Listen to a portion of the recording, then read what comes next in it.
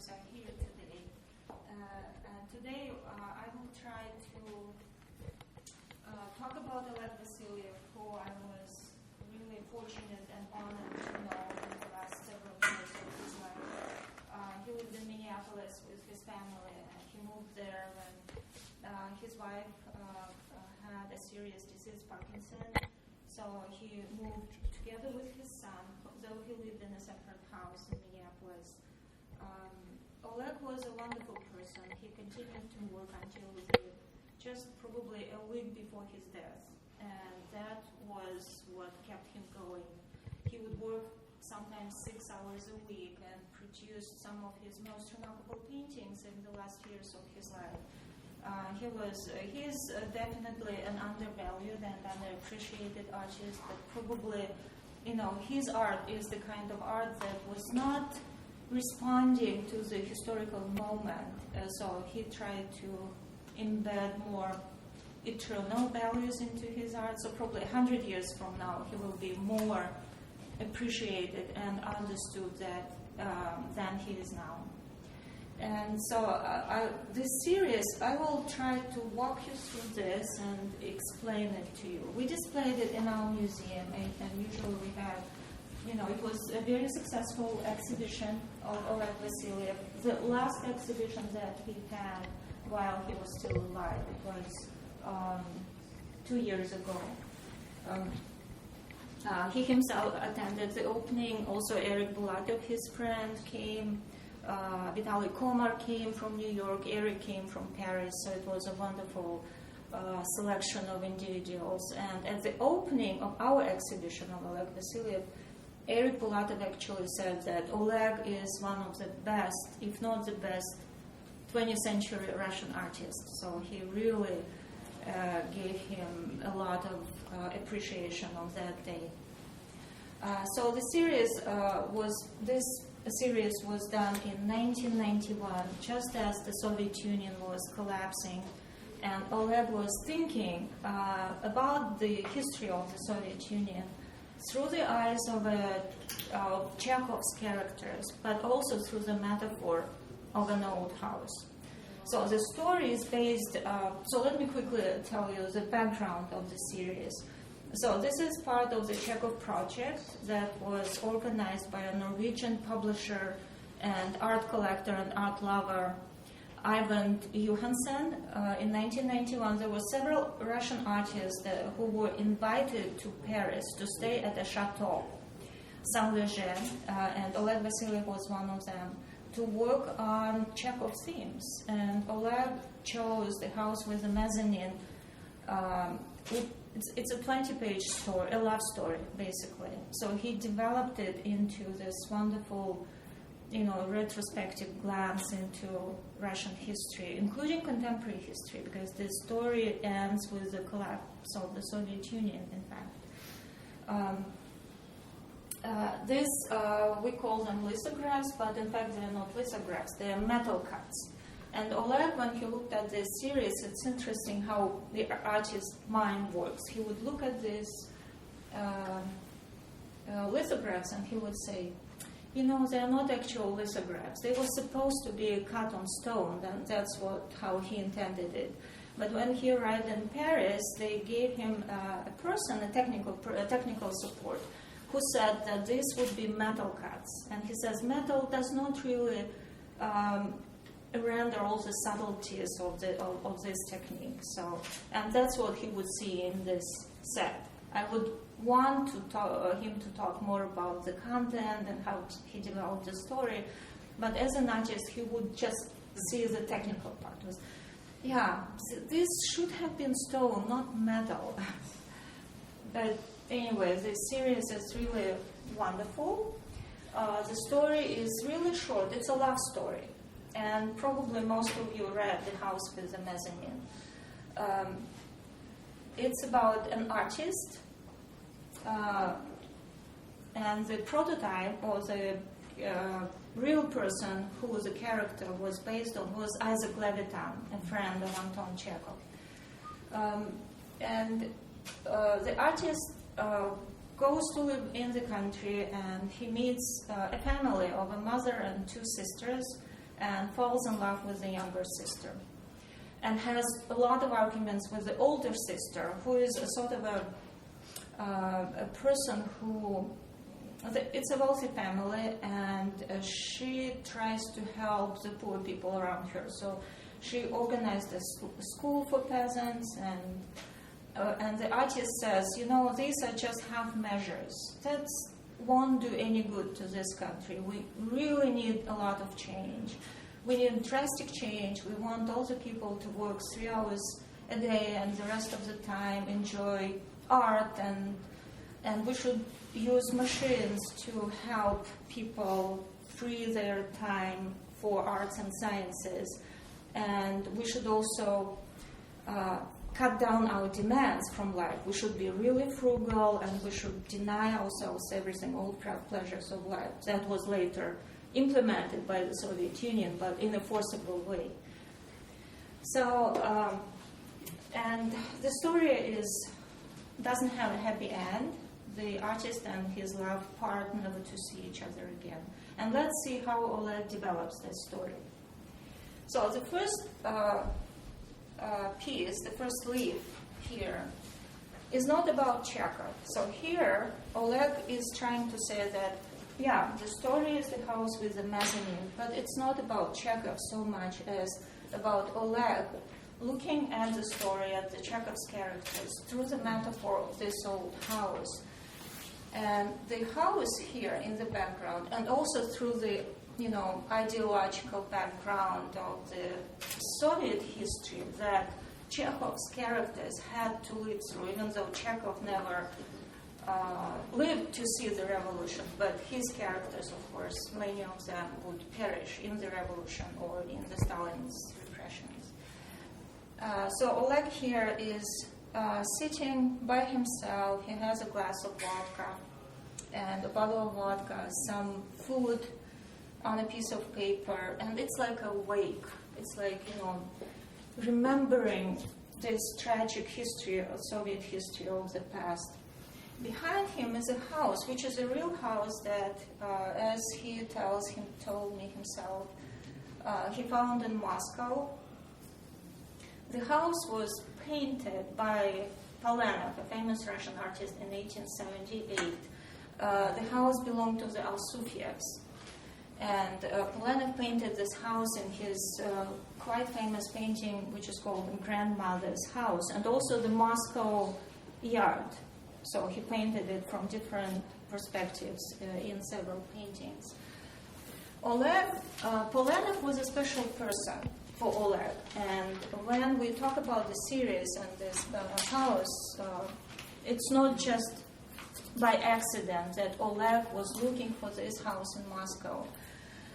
When Oleg was a student at the secondary or arts high school, they were taken for the summer. They were taken out for study trips and one of the places they were taken to as a group was close to Polanov's estate. So they lived there for a month, and the students of the school were allowed to go to Polanov's house and visit it without paying anything. And Oleg remembers these years that he spent in this arts high school rather than the Surikov Institute as the best years of his art education. So Polanov was really an important person in his life. Oleg did not have a lot of paintings that were left to him at the last years of his life because he was a working artist. He had to survive here in America during the immigration. So he basically sold all his paintings to support his family as he lived here. But there was one small painting that he painted when he was probably 16 or 15. During that summer trip, close to Polanov's estate, that he kept over his desk always, so as a remembrance of his youthful years. So Oleg was looking around Moscow for the house painted by Polanov on that famous painting, and he found it. He found the house in this kind of condition. It was really run down. behind the fence, but there was a sign on it, protected by the state. And for Oleg, it became this huge the metaphor that grew into that whole series and into interpreting the Soviet history in a way. Because, and he said, behind the fence there were local alcoholics who would get together and get drunk, and the house was completely run down. And this is what that state protected. Exactly what it didn't protect the house, it protected the deterioration of culture, the deterioration of the people. And that's what the wake is about. That's what the funeral is about. It's about, the death of that old culture that for him, and we will learn more about why this kind of culture was dear to him. And now we go into the series. So now we can talk, after he did this introduction, we can talk about Chekhov. And he just does, he was a book illustrator. So this page is basically the illustration of a book cover of Chekhov's story. And we see the house with the mezzanine, which is different from, it's not Olenov's house, it's a different house. The way probably Oleg imagined this house with the mezzanine as he was reading Chekhov's story. And you see it's black and white, it's about to recede into the past, into the memory, but it's still here, and Oleg will be trying to capture this moment of history and the moment of memory. And now he introduces his two characters, the painter and Mrs., the girl that the artist will fall in love with.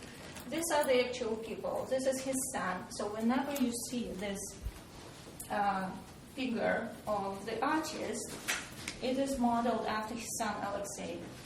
And the girl is the daughter of a quite well-known art historian, Margarita Tupitsina.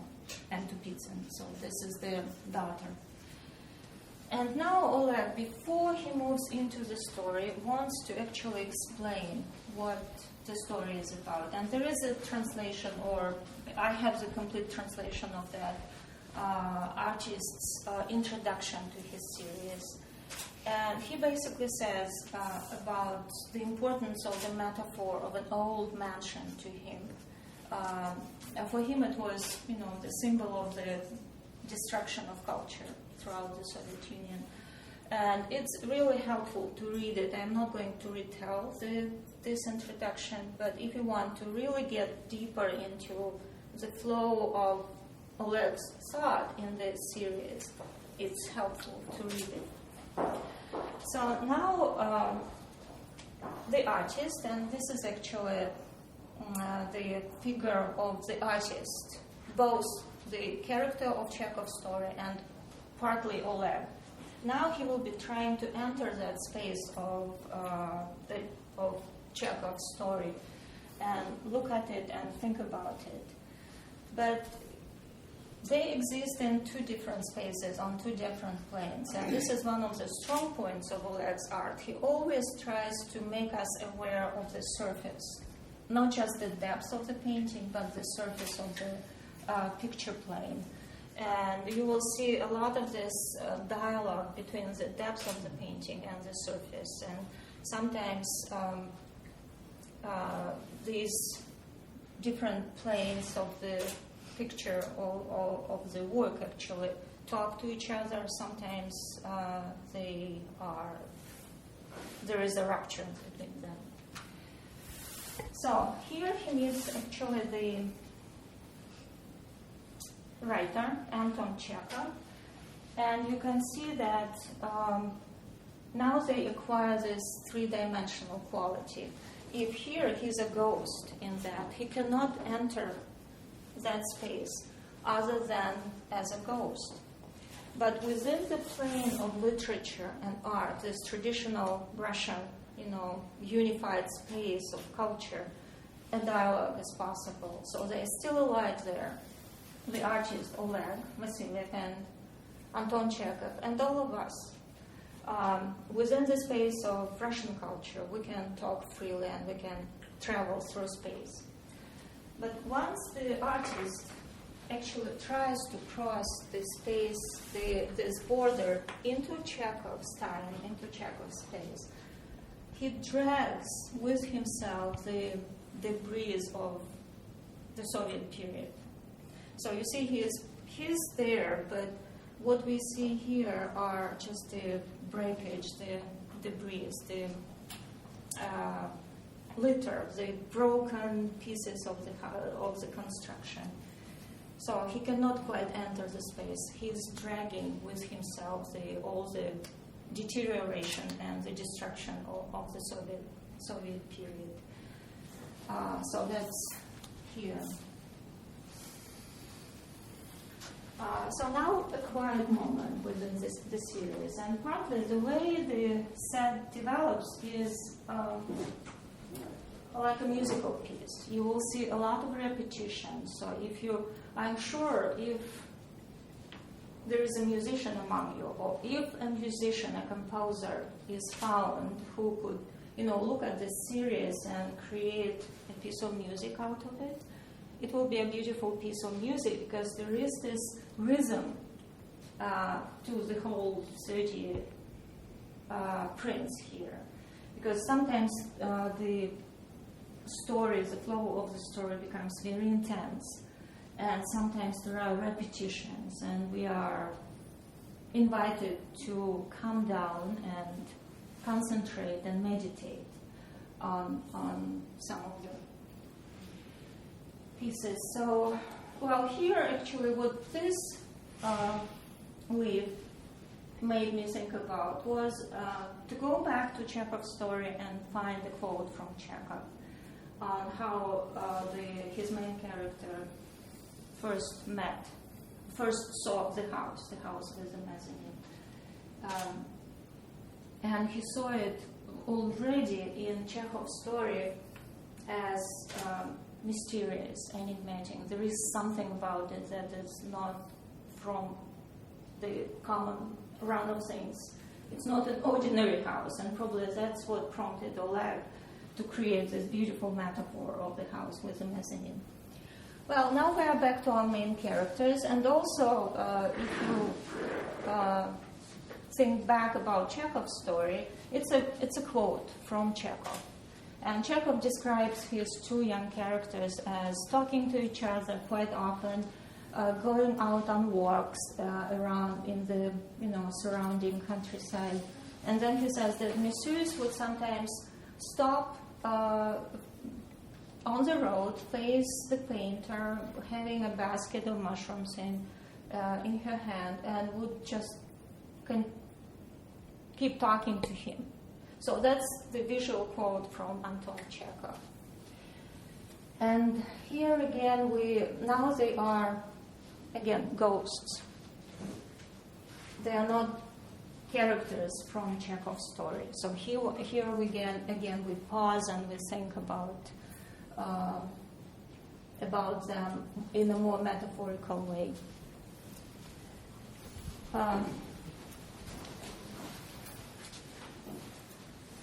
So this is actually it's like a reflection of the house in the window.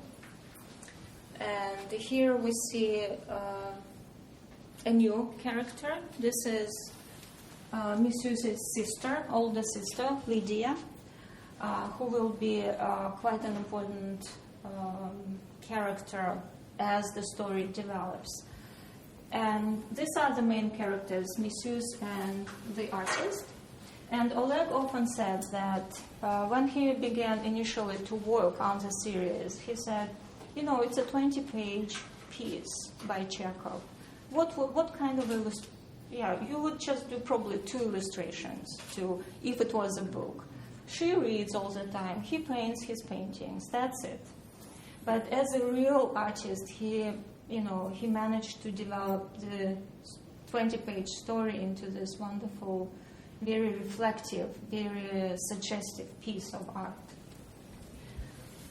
So now here we really have to know what the original story is about. And what happens in these several pieces is that the artist falls in love with the girl, and he declares his love But this is the moment when Mrs., the young girl, who is very happy, she's also in love, but she tells him, in my family we have no secrets among ourselves, so I have to run back to my sister and my mother and tell them about what happened, about the declaration of love. And this was the last time he saw her, because on the next morning her sister will dispatch the girl to their aunt and then abroad. Because Lydia, the sister, thinks that the whole ideology that this artist represents is destructive. She does not trust him as this thinker, a radical political thinker who thinks that everything should be destroyed and a completely new society should be set up. And he's standing here almost as a Napoleonic figure, as the premonition or the prediction of the future events that will happen in 1917. And, this little window is where the girl is actually talking to her sister and to her mother and declaring she's happy, but they are not destined to see each other again. So that was the last meeting. And this is the end here of Chekhov's story. So the next print that we are probably going to see Inside the room? Yeah. In the conference room will be the development by Oleg of the story past Chekhov's times into the Soviet times. And he will have this black, sort of funeral rose, the end of the love of the two characters. And okay, so we are going to proceed into our study room. And the second half.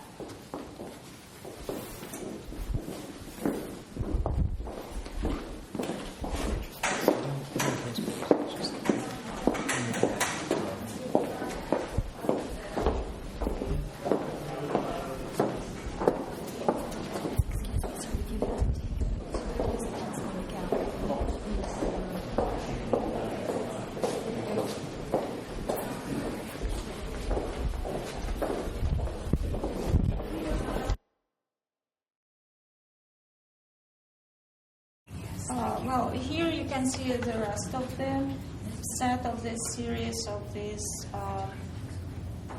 metal cards. And this is really a very important, a key piece for the understanding of the whole series. So here Oleg makes this connection, personal connection to his own family history. And you can see these photographs from Oleg's family photographic album. And it turns out that his grandfather was a doctor, a Zemsky doctor. He worked in the Zemstvo, this kind of self-governing bodies. He even looks like Chekhov. And his grandmother organized this school for, free school for peasant children where they lived. So his family history is very close to the environment that Chekhov was part of. And these people lived through the rest of the Russian-Soviet history of the 20th century that Chekhov did not know and was not yet aware of. And he poses this, question of whether these radical changes and these beautiful utopian dreams were worth it, or was Lydia, who is traditionally in Russian literature, I think she is condemned as a cruel sister who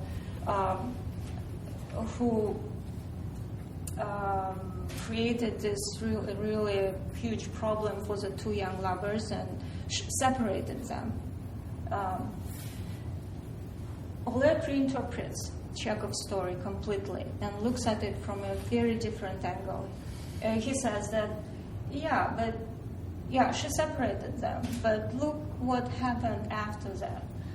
The whole, the ideology of the school of thought that Lydia represents was all about, slow reforms and changes that were gradual. She worked as a teacher and as an organizer of that school, and she believed that everyone, whoever was willing and capable of contributing to the improvement of life of the poor people in the country, had to do so. She was against these drastic changes, never believed in that utopian dream. While the whole huge masses of the Russian intelligentsia at that time actually bought into the utopian dream of this radical change. And he just shows his background and his family as not on the side of the radical utopia, which Oleg believes and actually said many times that utopia realized becomes a nightmare. And this family was destroyed later during the revolution and in the after years. So here we have this figure of an artist and the artist, the character from Chekhov's story and Missus, their first and only kiss, and we see how this very ominous figure of a Soviet leader could be Stalin, and apparently this Stalin sort of emanates from his head, from his mind that created this monster that will very soon become materialized in Russian and Soviet history. And here it is. So this is the monument of Lenin in front of the Smolny Institute, which was the headquarters of the October uprising. And we can see here this combination of this radical utopian dream and the reality of the Russian Revolution. So this signature says that every cook or every kitchen maid will be able to govern this, to rule the state. But the actual monument, and this is the actual, historical artifact, says dictatorship. So how can we reconcile these two quite opposing slogans? And here is Oleg's vision of the revolution. It's actually, if you read blocks 12, this is what it is about. And partly because, Russian art and literature are so into communicate with each other, I'm sure that Oleg had blocks 12, the poem, in mind when he created this image. And there is a famous line from block: «Открывайте этажи, завтра будут грабежи». So, «Закрывайте этажи, завтра будут грабежи». So, lock your apartments because there will be looting and pillage tomorrow. And for Oleg, the revolution was this, the riots, the losing of all these pent-up energies, the pillage, the drinking. And he just creates this messy, busy, beautiful print, one of the best composition-wise in his work, and always the dictator in the background.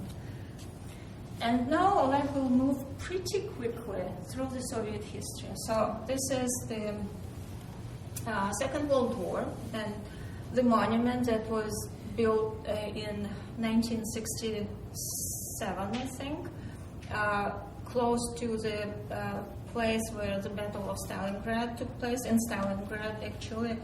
This was at that time the tallest freestanding statue in the world, 269 feet tall.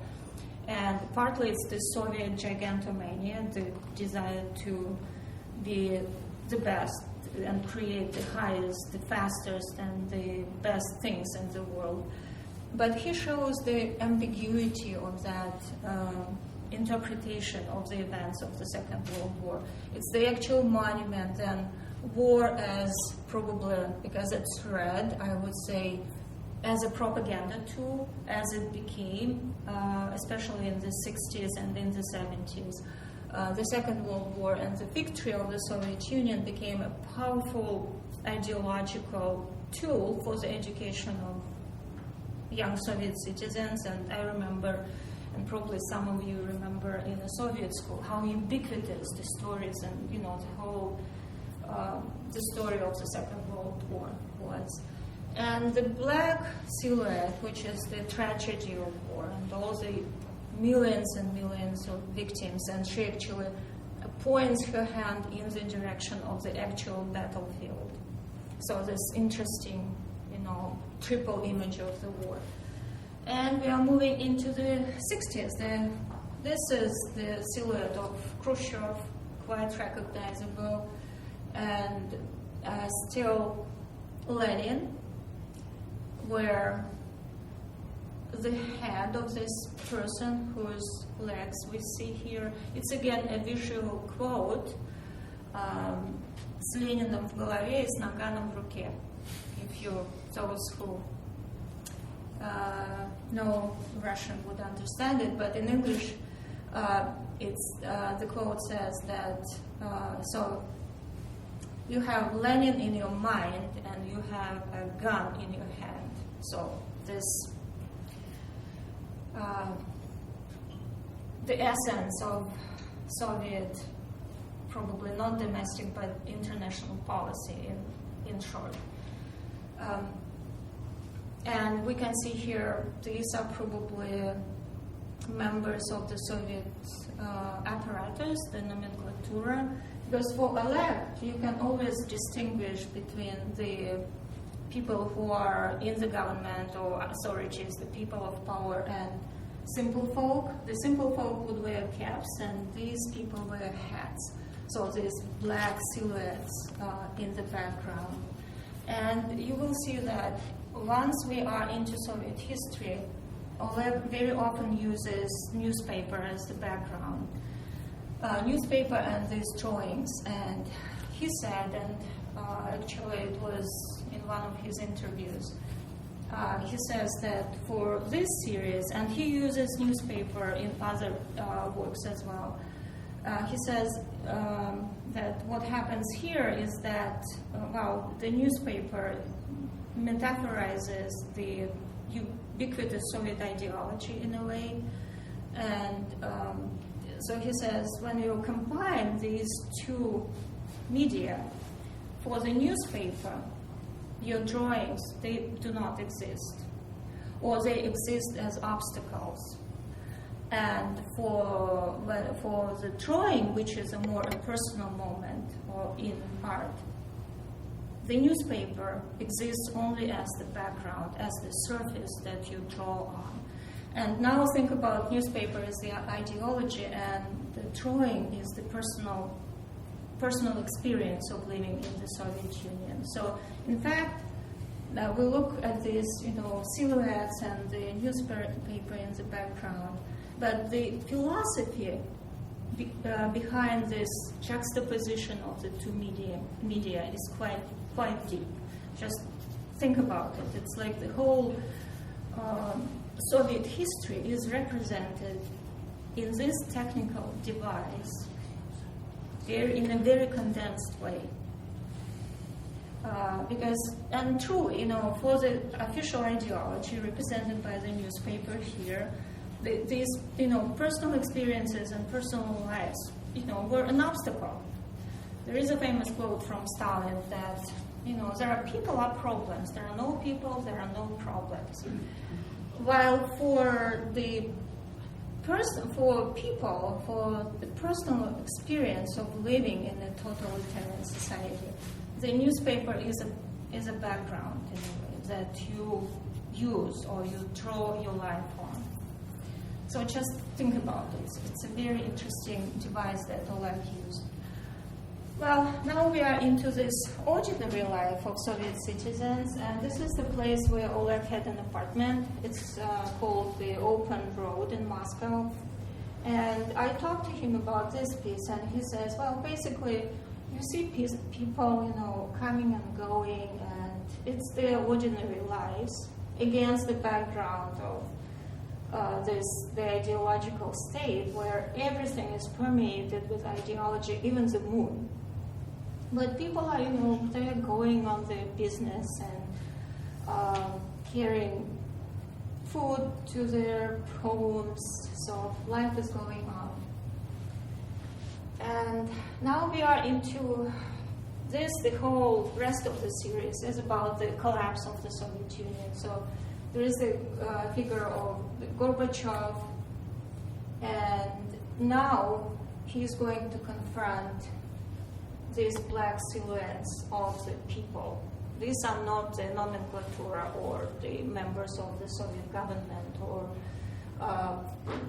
functionaries of the Soviet state. These are the people. They confront the leader. And now several disasters that happened during Gorbachev's time, and here we see that this piece is about Chernobyl, the explosion at the nuclear power station in Ukraine. And you see, we see these black clouds blocking the view into that still Soviet life.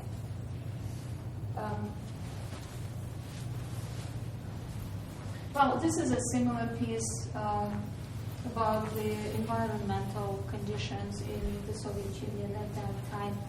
And gradually we see that the country is becoming more open. We see not just the Russian script, but English letters. So it's the opening up of the space. And it's over. Here, there is no more red, no more Soviet symbolism. It's the white, blue, and red of the contemporary or old Russian flag. This is the very historical moment of the demolition of the statue of Dzerzhinsky on Lubyanka in front of the KGB building, and it's already in English. So the country is open now, and this is in French actually, and we see that for some reason there is something in this piece that reminds us of the French Revolution. So it's again another revolution, and we see here the two main characters from Chekhov's story, Misuse and the artist, and now they are together, but they are forever separated. They will never reunite again. But in the virtual space of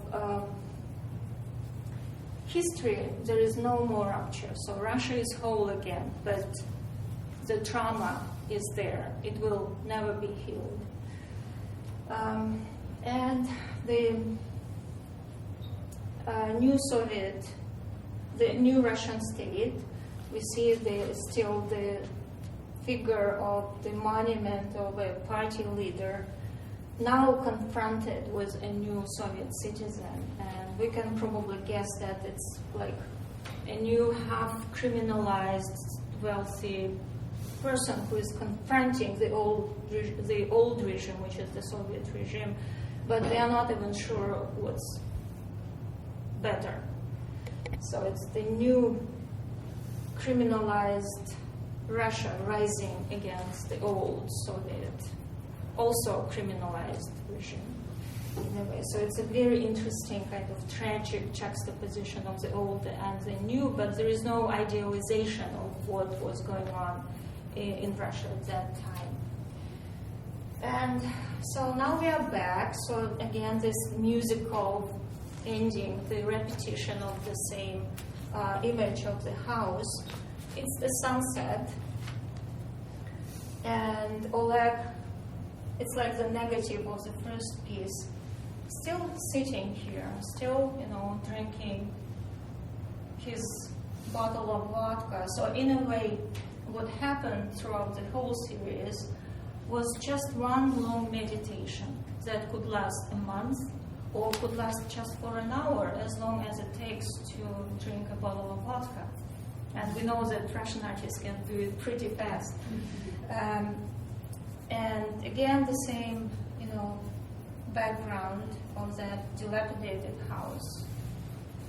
Still thinking, still mourning, but enriched by this, not experience, but by the interpretation of Russian history through Chekhov's eyes and with the help of Chekhov's characters and his own family members. So I find this series unique. It's just wonderful how dense the story that Oleg Vassiliev managed to put into that set.